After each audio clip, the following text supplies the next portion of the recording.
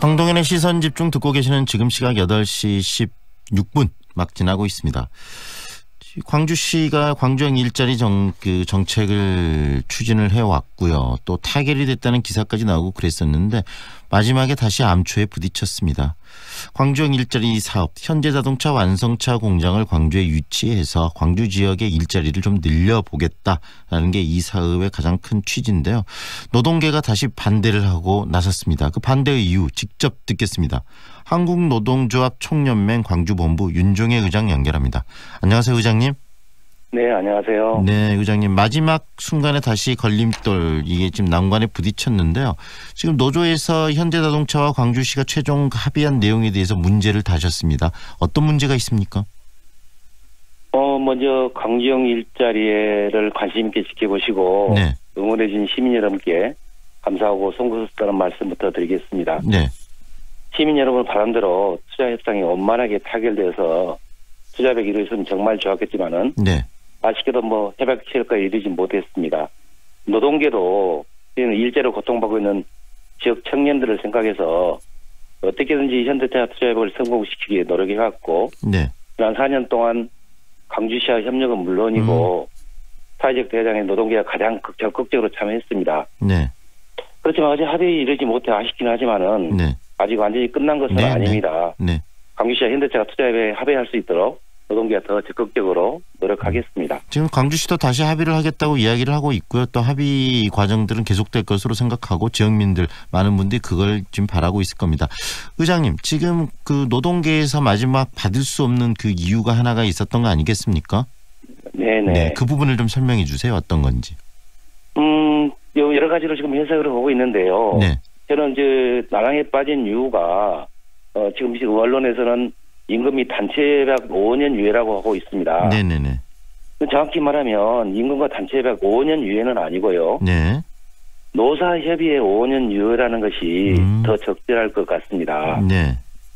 근로자 참여 및 협력 증진에 관한 법률에서 보면 네. 30인 이상 사업장에서는 네. 노사협의를 설치하도록 할 수 있도록 되어 있고 네.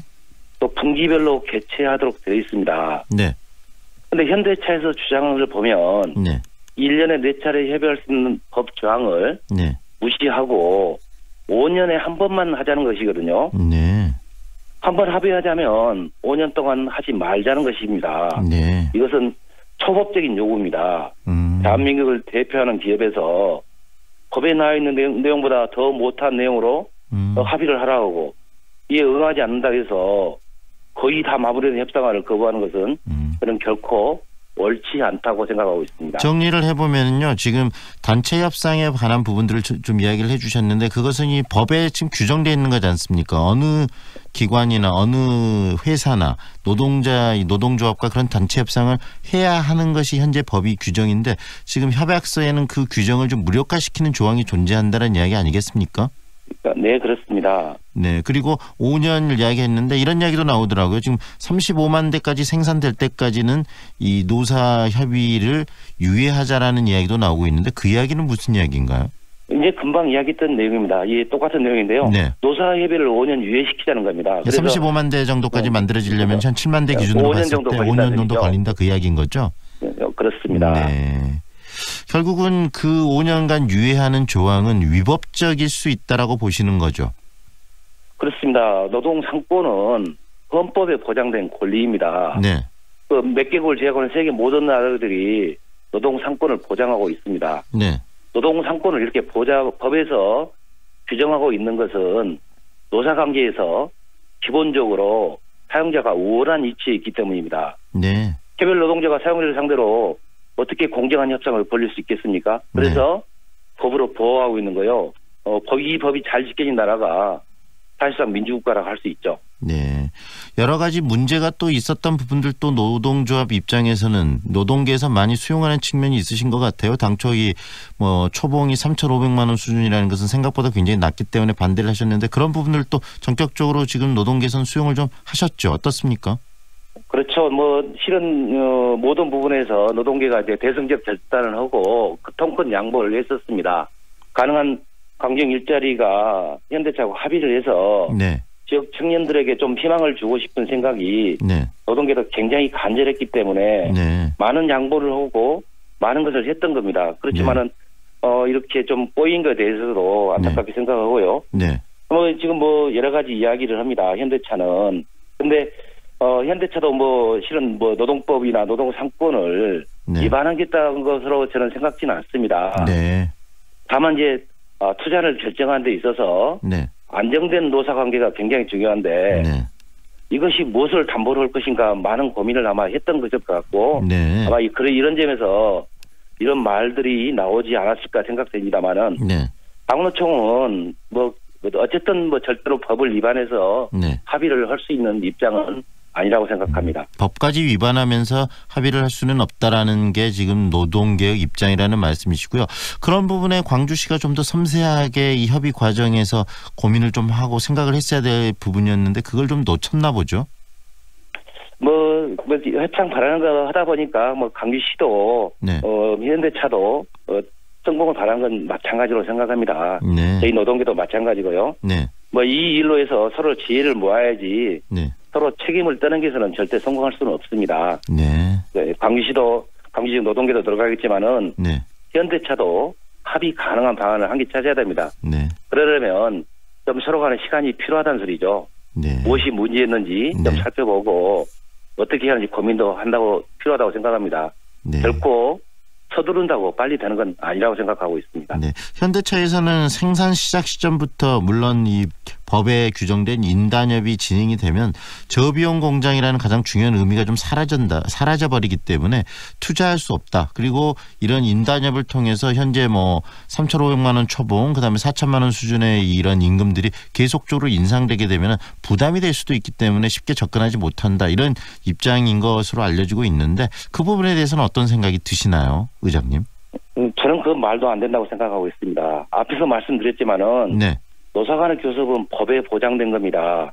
법 중에서도 가장 상위법인 헌법에 명시된 것인데 이걸 지키지 않겠다는 것은 결코 있을 수 없다고 생각합니다. 우리나라 많은 재벌들이 법을 위반하면서 부를 축적하기도 했습니다마는 현대차는 결코 그러지 않을 것이라고 생각하겠습니다. 이 노동계에서도 많은 것을 양보하면서 정말 이 광주형 일자리를 만들어내기 위해서 노력을 하셨고 그 중심에 또 우리 의장님도 계셨는데요. 앞으로 이 현대차도 자동차 측과 다시 협상 방금 이야기하신 그 부분 가지고 지금 협상을 들어가야 될 것으로 보여지는데 전망은 어떻게 하고 계십니까? 앞에서 말씀드려도 좀 시간을 갖고 차분하게 좀 추진했으면 쓰겠고요. 좀 늦더라도 지역 투자에 반대하는 지하차, 민주노총, 노동계까지 협상 논의에 참여해서 좀 광범위한 참여를 해서 투자 유치가 성공할 수 있으면 좋겠습니다. 또 한 가지 광주시에 좀 조언하고 싶다고 생각하면 그동안 투자 협상 과정에서 상황을 이렇게 어렵게 만든 간부가 실무로 참여해서 일이 계속 꼬이고 있습니다. 지난 6월에도 법을 위반한 내용으로 해서 합의를 추진했었고 이번에도 그 협상 타결 직전에 문제가 된 조항을 포함시켜서 또 무산시켜버렸습니다. 결국 현대차와 광주시가 진실 공방하는 부끄러운 상황이 벌어지고 있다는 거죠. 그 간부가 누굽니까, 의장님? 아마 시에서 잘 판단하고 있을 거라고 생각합니다. 결정은 광주시에서 하겠지만은 진짜 좀 심사숙고하시면 좋을 듯합니다. 그 간부가 그러면은 이 협상 과정에서 빠져줘야지 훨씬 더 원활하게 이 협상이 이루어질 것이라고 지금 보고 계시는 거네요. 그런 측면도 있다고 생각하고 있습니다. 일부에서는 이 완성차 공장, 이 광정 일자리가 이제 끝난 거 아니냐라는 그런 부정적인 이야기도 나오고 그러던데 의장님께서는 그렇게 보시지는 않는 겁니까? 어떻게 보세요? 그렇죠. 노동계에 많은 것을 요구할 수 있지만은 양보했고 또 광정 일자리라고 하기에는 굉장히 좀 많은 부족함이 있었지만은 어떻게든 일자리를 만들어 노력했고 이게 광정 일자리 성공으로 이어질 수 있다고 저는 판단하고 있습니다.